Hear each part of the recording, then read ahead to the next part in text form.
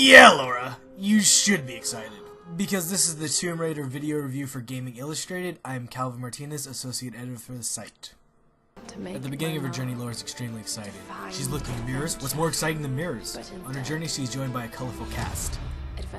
There's Grim the Salty Sea Dog. There's Reyes, who's tough and no-nonsense, who can fix anything that runs on water. Then there's Alex, the game's fake Jeff Goldblum. Then there's Jonah, who's the game's shaman, and Dr. Whitman, who I guess at best could be called a jerk. Finally, there's Roth, the ship's captain, and ladies' man. Oh, and then there's Sam. She's kind of important. Prior to the game's release, there's controversy about a scene included where a man, the man you see here, and Laura, who you also see here, are in a conflict and there's implied sexual violence. It's important to show the scene here to see whether or not the scene goes too far, if it deserves the controversy, or if it's not handled in the best way possible. To its credit, it's not handled in the worst way. The better route would have been not to include it, mainly because it doesn't really serve a huge purpose. All the kind of survival instincts and kind of the toughness of Laura is proved in better ways later in the game.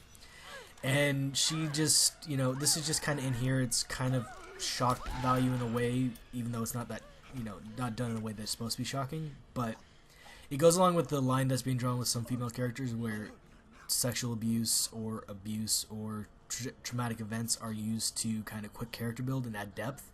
But it's not necessary here. What saves the scene is this last little bit where you get the magnitude of the situation, and how Laura reacts to it shows how vile and despicable the act is, which is, it's good. The game features a lot of these lengthy platforming sections. Usually in most games they're not that fun because the controls aren't hugely responsive, but here the controls work really well and the experience is intuitive and fun. It makes them a joy between the shooting sections instead of a chore. Tomb Raider does these cinematic action pieces really well, where the combat slows down so it gives the player a chance to choose their moves more carefully and do cooler, more cinematic actions. If they were good, they could shoot these guys in the head. Unfortunately, I'm not. There's this cool scene early in the game where Laura's trapped and she hears wolves in the distance. The music gets really tense. When they finally pop out, the action slows down, giving her a chance to fend them off.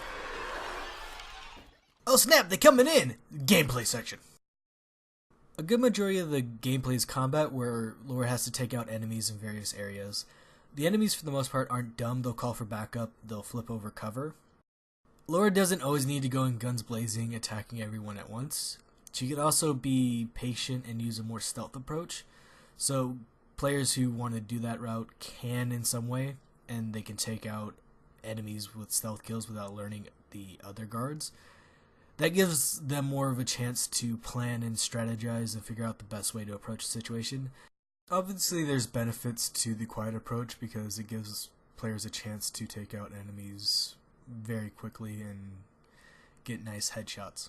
Of course you can always go in guns blazing, just setting enemies on fire, exploding barrels, or when they get close up, light them on fire and just scurry away, or quietly sneak up on them and launch a grenade at them. Tomb Raider is a fantastic origin story. It serves to reintroduce a character much maligned over the years, but now is back, more relatable and more human than ever. You know what, Laura? You can do it. You are that kind of Croft.